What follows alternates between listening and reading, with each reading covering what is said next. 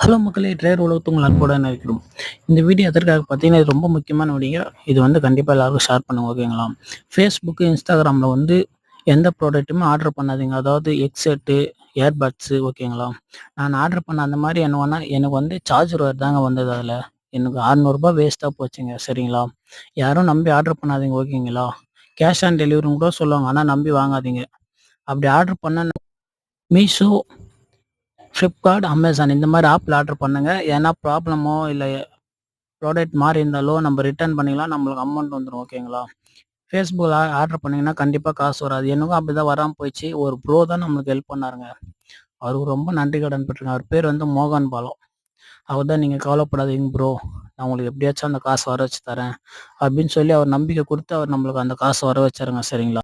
அதனால ஏன்னா நீங்கள் எதுவுமே அந்த மாதிரி ஆர்டர் பண்ணி ஒன்று வாங்கினா நேரில் வாங்கிக்கோங்க, இல்லைன்னா ஃப்ளிப்கார்ட், அமேசானில் அந்த மாதிரி ஆர்டர்